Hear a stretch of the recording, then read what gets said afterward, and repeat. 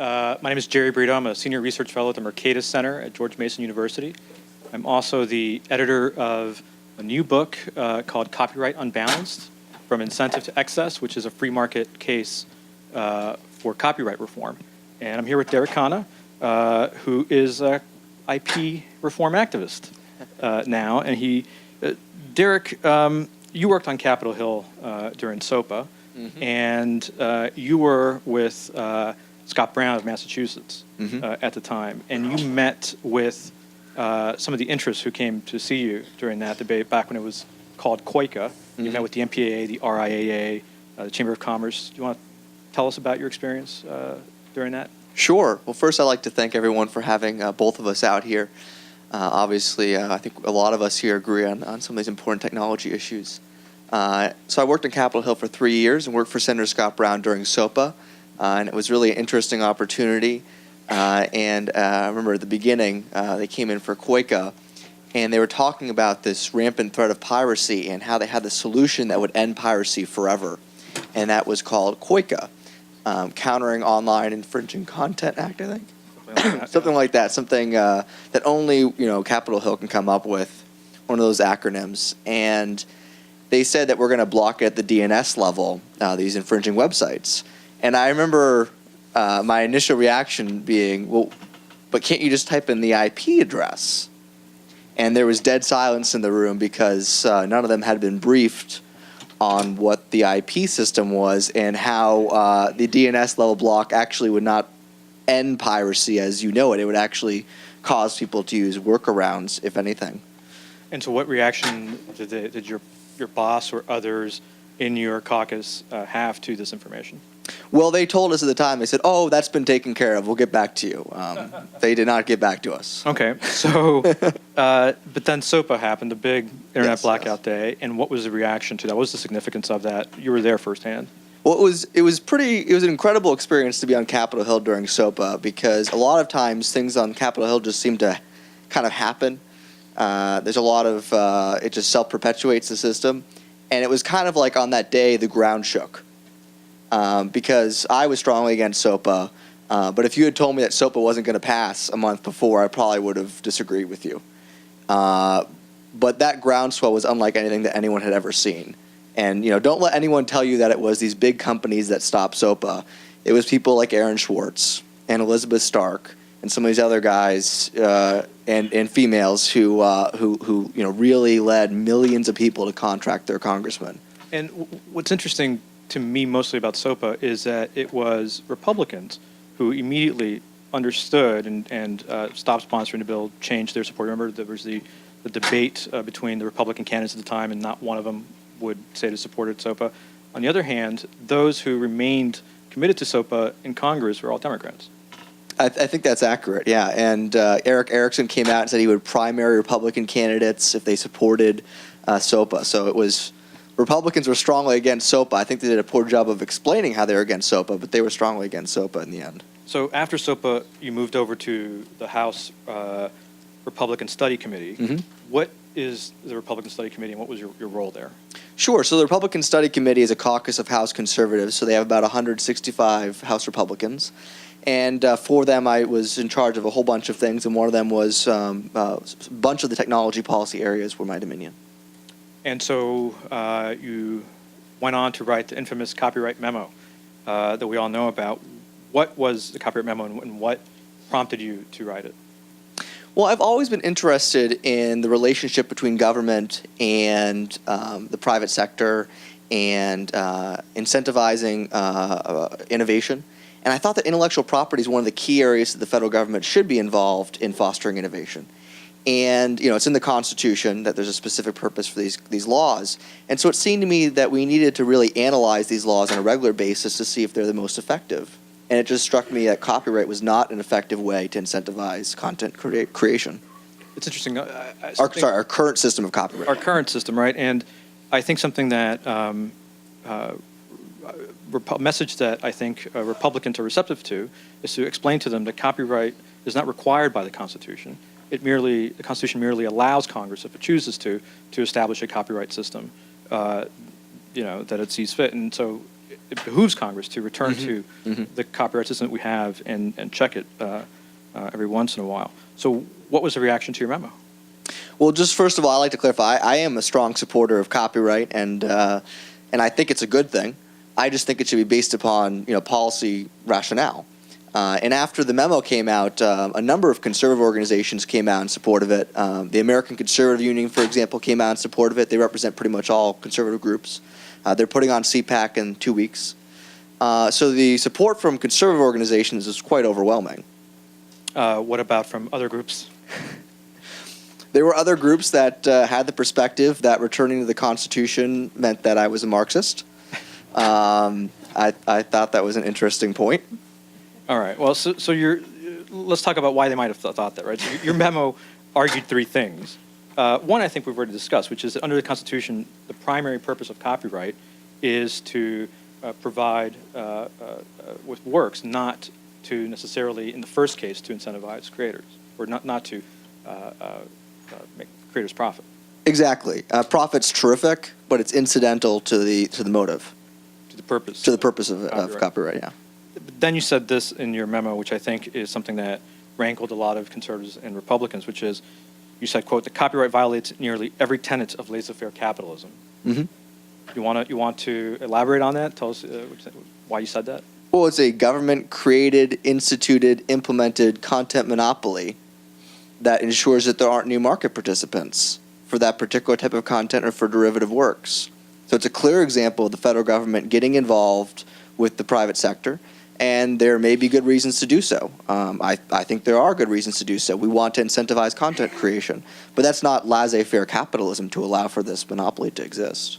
I think what some conservatives would say is that in order for markets to work, you need property rights. Mm-hmm. And so the property rights that we have in tangible goods are recognized by the state.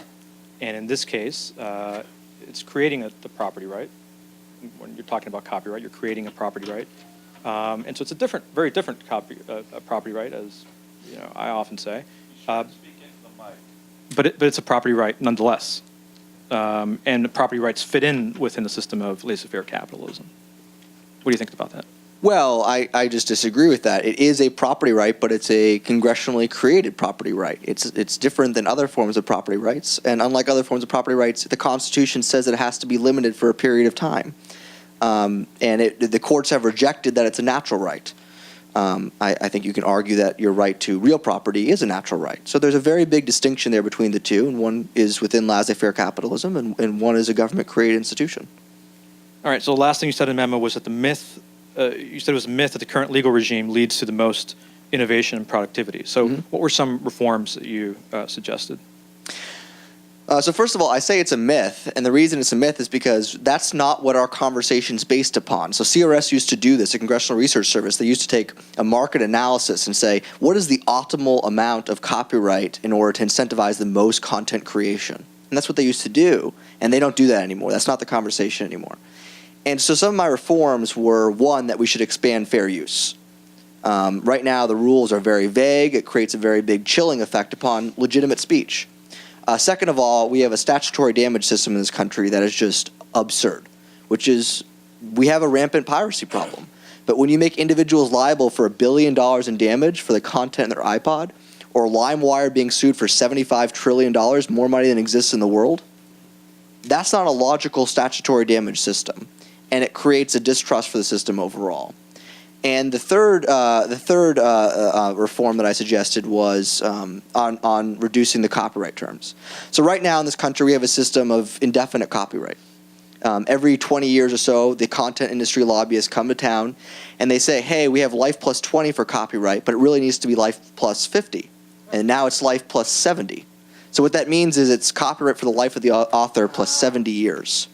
And in 8 years or so, they're going to come back to town and say it needs to be life plus 90 years. So effectively, we have a system of indefinite copyright, and that should be reduced to something more analogous to what's required in the Constitution. So after your memo came out, it was up for less than 24 hours before it was removed. It was retracted, I guess. So just to clarify, was the memo approved by the RSC before it went up? Absolutely. In fact, I did not put the memo online. The RSC put the memo online. Okay, and has a memo ever been disavowed by by the RSC? No. Okay. In fact, they said that they were going to re-release it with some rebuttal type language.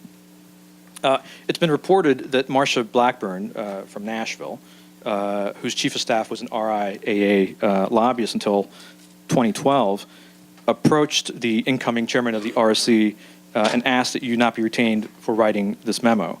So how did you find out that you were losing your job, and what went through your mind when that was the case? Well, I'm not going to comment on that story. I'm not going to disparage any of our members. So I don't know if that's accurate, but that's what's been reported. I was told on a Thursday, 2 weeks after the memo went out by my boss. He said, you did what you were asked to do here. You did a terrific job. You're one of my top performing employees. But this decision has been made by the incoming chairman. And I remember thinking to myself that I should feel bad in this situation. And I had this weird clarity of mind that I had put something out that I believed in, and I still believe in it. And there were no regrets in my mind as to having done something wrong. It's unfortunate what happened. I would have preferred for them to have come out forcefully on it, but it was this weird situation where to this day I've never really thought twice about having written something that I believed in. So you think you would have been retained, but for the memo, you would have been retained in that position? That's a hypothetical. That's a DC answer. It seems to me that IP reform, especially copyright reform, is a perfect issue for the Republican Party. Mm-hmm. Especially in a time when they're trying to reinvent themselves, they're trying to make an appeal to younger voters. This is clearly a system that's become very cronyist. It is the cronies in question are folks from Hollywood, movie, music, publishing industry that are not natural allies of the Republican Party. It seems to me that there's a perfect storm for this to become a GOP issue. Do you think that would ever happen, and why or why not? If it's up to me, it's going to happen. Yeah? I mean, these are conservative ideas. Republicans talk all the time that we have too much of a regulatory structure in this country and it stifles innovation. What better example do you have of that than small businesses who launch their company and then they get a fraudulent patent lawsuit? And that's the case in pinnacle example of over-regulation, because that's a government-created entity that's run awry. And copyright reform is another example of that. Unless we change our laws to get out of the way of innovation, they're going to be inhibiting innovation. For example, Section 230 of the Electronic Communications Act of '96, without that law, all of social media couldn't exist. So these are issues that Republicans should be running on if we're serious about innovation. So January 6th was your last day on the Hill. What are you doing these days? Well, I flew out to Silicon Valley. I had the opportunity to meet with some of the real tech guys in the field, some of the entrepreneurs. Stay out by Palo Alto and get the real experience living with a few of them who had a new startup, and then went to the Consumer Electronics Show. And since then, I've been trying to lead some of the advocacy on the cell phone unlocking issue, which I feel very passionately about.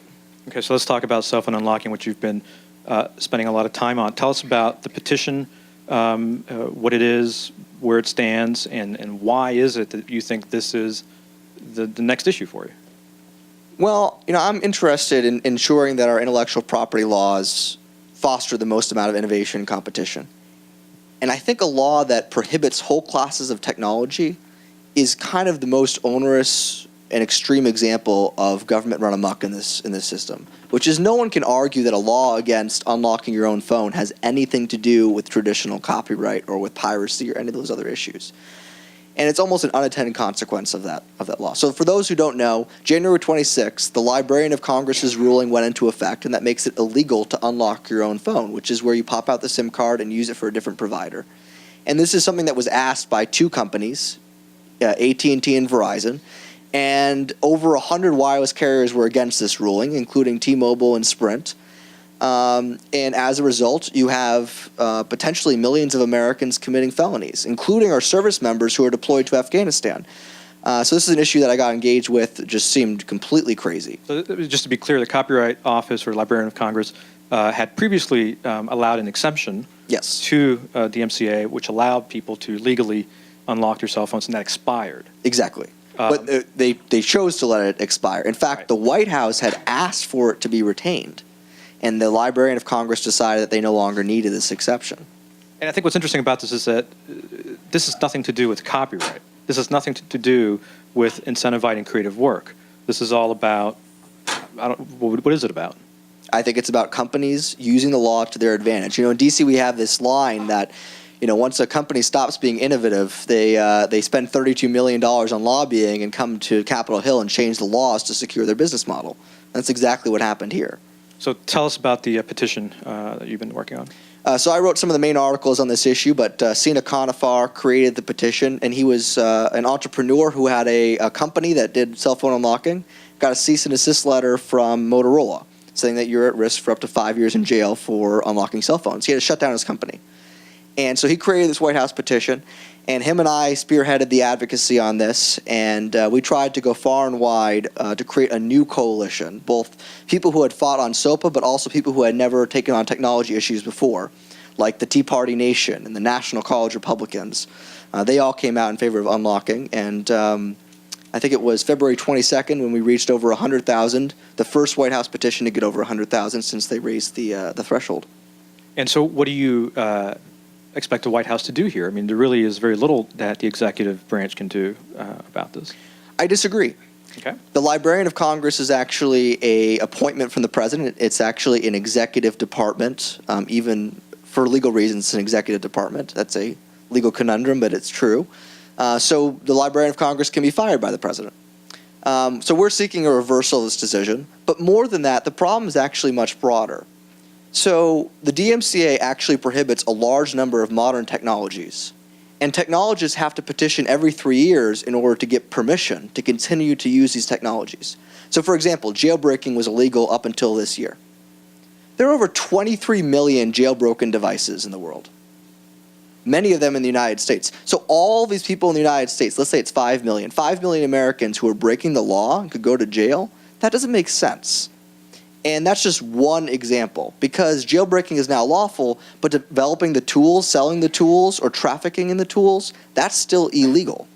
And another worse example, accessibility technology for the blind, for persons who are blind or persons who are deaf. It's so circumscribed that the technology is useless. I mean, we've gone crazy as a society where we have a law on the books that removes technology that will help people who are deaf or people who are blind to be able to enjoy content. What does that have to do with protecting copyright? And so we're interested in a wholesale revision of this process, because if the government's going to ban technologies, it should have a very serious legitimate reason to do so, an overwhelming governmental interest. Hey, Jerry, Derek, Yeah. I just have a point of information. If I'm confused, probably there are one or two other people that are confused. What's the difference between jailbreaking and unlocking? Absolutely. Okay, so they're very similar techniques, particularly if you have an iPhone. So put simply, unlocking is where you change the settings to allow for you to use a SIM card of another provider. So you have an AT&T phone, you want to use a SIM card when you go abroad, you pop out a different SIM card. And just to be clear, so you can imagine that you buy a subsidized iPhone from AT&T. Mm-hmm. So the iPhone that normally costs, I don't know, what, $600, $800, mm-hmm. but AT&T will give it to you for $200 in exchange for a promise from you that you won't use any other network and you will, follow through with your contract for 2 years. And so you're locked to AT&T for 2 years. After those 2 years are over, you no longer have an obligation to AT&T. At that point, I think, Derek, you would argue, you should be free to put the SIM of whatever other carrier you want on there. And as a result, a large number of useful cell phones are thrown away because they have less utility on the after-sale market. And as a result, cell phone companies have routinely denied unlocking even after cell phones have expired. This was in the Department of Commerce's recommendation to the Librarian of Congress. They found that when iPhone customers asked for their phones to be unlocked, even after their contracts had expired, they were told no. Okay, that's unlocking. unlocking. What's jailbreaking? So jailbreaking is where you basically change the operating system a little bit on the iPhone to allow for you to install apps that were not approved by Apple. It's a way to get root level access to your operating system so you can install anything you'd like. And are both of these a felony under the CFAA? Jailbreaking is lawful for personal use, but not to sell, develop, traffic the technology.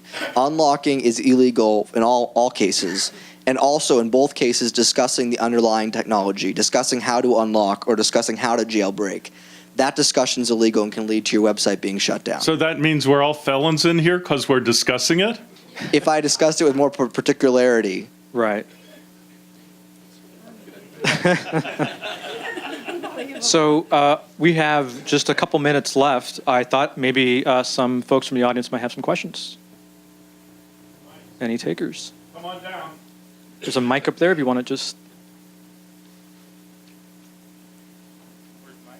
Right here, there. Hi, Drew Clark, Broadband Illinois, Broadband Breakfast Club. Great discussion. I've enjoyed the clarification on jailbreaking and unlocking. Could you just speak a little bit to the interests of the Silicon Valley companies, both on the software and hardware side? In other words, where are you going to find your allies for this, Derek? I guess I'm not quite clear why the telecom companies are upset after the 2 years have passed, but I'm just trying to walk through the logic a little bit more. Who are the friends you're going to find in this fight to get unlocking and jailbreaking changed?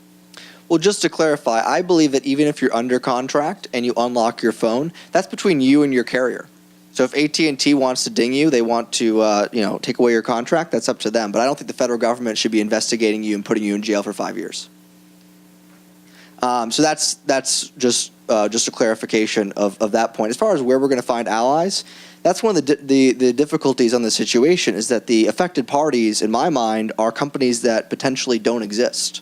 You can imagine a company that all they did was take these open unlock phones and resell them. But as we saw on a slide earlier today, that technology and reselling it is now off the market. So those providers are out of business. The unlocking companies are now out of business.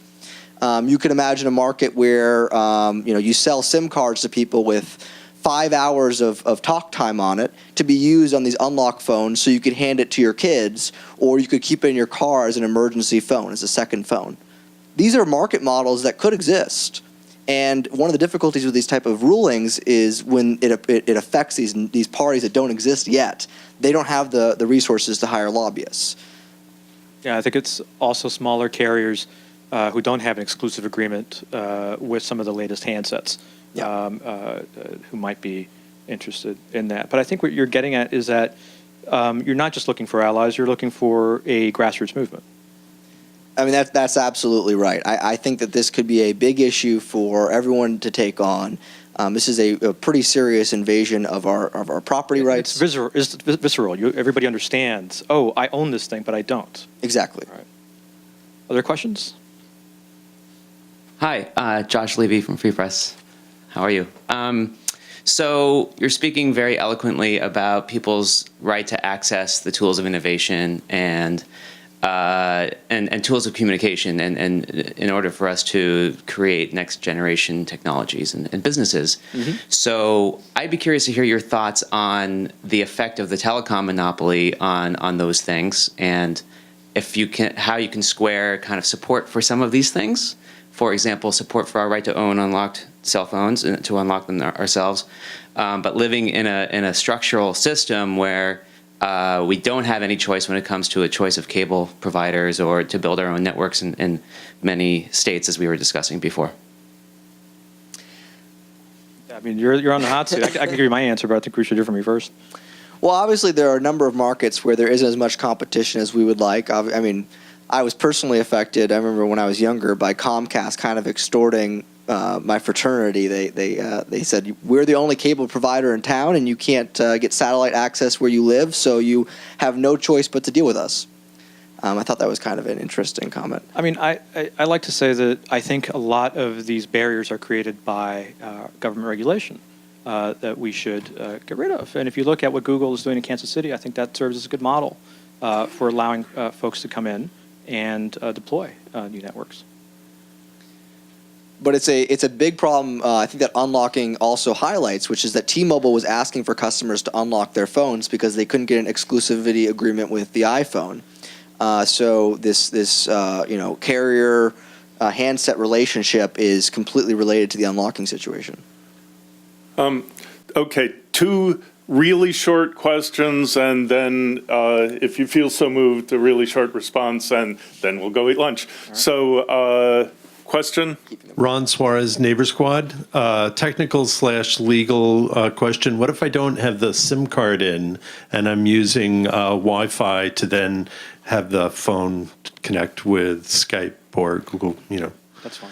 That's fine. The Unlawful Act is unlocking the device, not using the technology that is now unlocked. Because you're breaking the encryption. Okay. Question? Hey, Bill Ottman, Minds.com. Just curious about the possibility of other devices being restricted in the future. Well, we're starting to see this. I mean, basically anything that has digital protection technology, getting around that is illegal. So whether it be ebooks, whether it be video game consoles, or potentially a PC, although I think that's a little bit more of a... Well, you can if you call this a PC, then Yes. yes. Yeah. So jailbreaking an iPhone is now lawful, but jailbreaking an iPad is unlawful. So I don't know who can explain that in this room, but I still don't understand it.